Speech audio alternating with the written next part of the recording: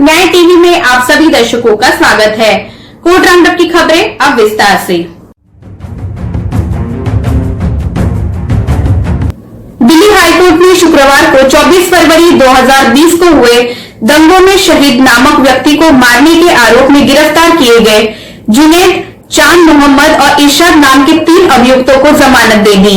इन आरोपियों को Dayalpur police station में दर्ज एफआईआर नंबर 84/2020 के तहत दिल्ली पुलिस ने गिरफ्तारी किया था। न्यायमूर्ति सुरेश कुमार कैट ने तीनों अभियुक्तों को एक सामान्य आदेश के तहत जमानत दी। कोर्ट ने कहा, न तो हत्या का उनका कोई उद्देश्य मोटिव था, न ही उसमें कोई व्यक्ति कथित रूप से सप्तर्षि बिल्डिंग पर अपराध की नियत से मौजूद था, न ही अभियोजन पक्ष ने पूरे केस में अपराध करने के मकसद का उल्लेख किया। इस प्रकार ये मानना मुश्किल है कि सांप्रदायिक दंगा याचिकाकर्ताओं द्वारा अपने ही समुदाय के व्यक्ति के मौत का कारण बन सकता है।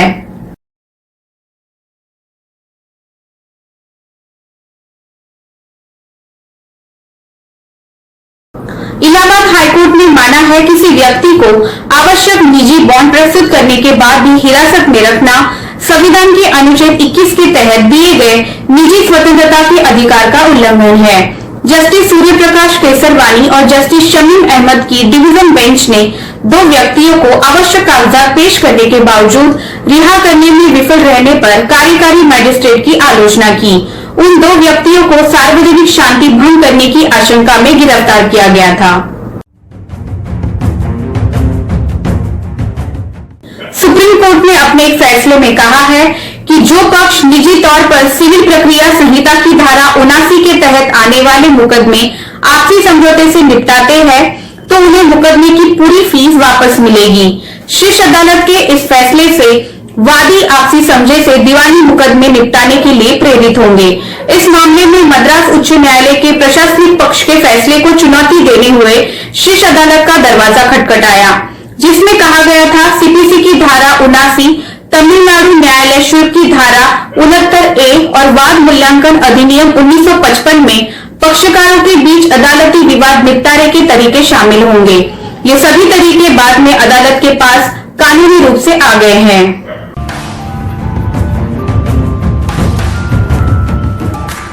केरल हाईकोर्ट ने कहा कि सोने की तस्करी का मामला सीमा शुल्क अधिनियम कस्टम एक्ट के अंतर्गत आता है। ये गैर कानूनी गतिविधि रोकथाम अधिनियम यूएपीए के तहत आतंकवादी कृत्य टेररिस्ट एक्ट के अंतर्गत नहीं माना जाएगा, जब तक कि देश की आर्थिक सुरक्षा को खतरे में डालने के इरादे से ऐसा नहीं किया जाता है। कोर्ट ने कहा कि अवैध लाभ के मकसद से सोने की तस्करी आतंकवादी कृत्य की उपरोक्त परिभाषा के दायरे में आएगी। जस्टिस ए हरिप्रसाद और जस्टिस एमआर अनीता की एक खंडपीठ ने कोच्चि में विशेष एनआईए कोर्ट के एक आदेश के खिलाफ राष्ट्रीय जांच एजेंसी एनआईए द्वारा दायर अपील को खारिज करते हुए सोने की तस्करी मामले में आरोपी 10 लोगों को जमानत दी।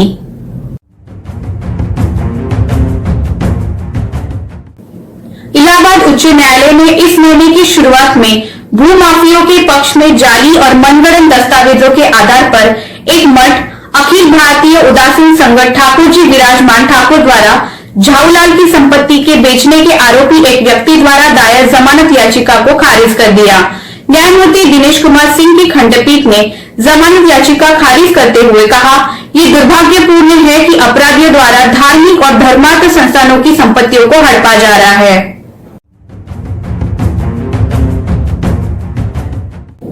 एक भरत दास द्वारा धारा 439 सीआरपीसी के तहत दायर एक नियमित जमानत आवेदन धारा 406, 419, 420, 467, 468, 471, 506 आईपीसी के तहत अपराध के संबंध में जमानत मांगी गई थी।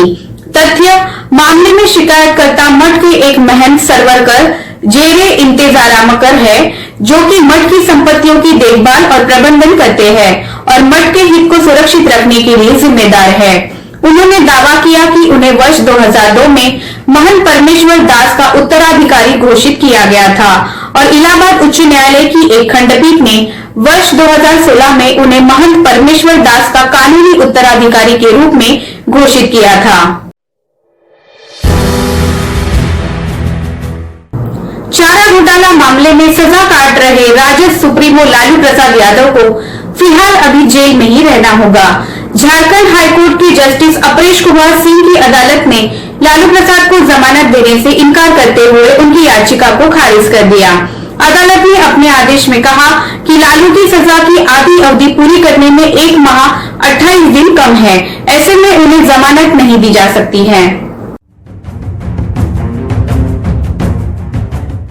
इस दौरान सुप्रीम कोर्ट के वरीय अधिवक्ता कपिल सिब्बल ने अदालत से लालू की जमानत पर सुनवाई के लिए 2 माह बाद की तिथि निर्धारित करने की मांग की, लेकिन सीबीआई ने इसका जोरदार विरोध करते हुए कहा कि उन्हें पहले ही समय की मांग करनी चाहिए थी। अब जब बहस पूरी होने के बाद अदालत फैसला सुनाने जा रही है तो ऐसा नहीं किया जा सकता है। इसके बाद अदालत ने लालू की जमानत याचिका को खारिज कर दिया।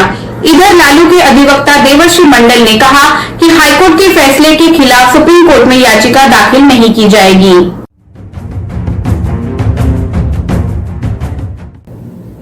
इलाहाबाद हाईकोर्ट ने हाल ही में उत्तर प्रदेश उच्चतम न्यायिक सेवाओं के लिए आवेदन करने के लिए प्रकाशित एक विज्ञापन में निर्धारित आयु मानदंडों को चुनौती देने वाली याचिका को खारिज कर दिया। न्यायमूर्ति गुणेश्वर नाथ भंडारी और न्यायमूर्ति रोहित रंजन अग्रवाल की एक खंडपीठ ने उसमें हस्तक्षेप करने से इनकार कर दिया और नोट किया कि विज्ञापन उत्तर प्रदेश उच्चतम न्यायिक सेवा नियम 1975 के नियम 12 के अनुरूप है। हम विज्ञापन में दिए नियम 12 को चुनौती देने के लिए कोई आधार नहीं पाते हैं। पृष्ठभूमि याचिका एक आरक्षित श्रेणी के उम्मीदवार मुनिंद्र सिंह द्वारा दायर की गई थी, जिसमें दावा किया गया था कि 12 दिसंबर 2019 को प्रकाशित किए गए विज्ञापन 1975 के नियमों के विपरीत था। उन्होंने कहा कि उनका जन्म 1 जनवरी 1973 को हुआ था और 1 जनवरी 2021 को उनकी उम्र 48 वर्ष होगी। उन्होंने कहा कि नियम 12 के अनुसार वो परीक्षा देने के पात्र है, हालांकि विज्ञापन में दिए गए नियम 12 का उल्लंघन किया गया है, जिससे उसे रोका जा सकता है। फिलहाल बस इतना ही। अन्य खबरों के लिए जुड़े रहिए न्याय टीवी के साथ। नमस्कार।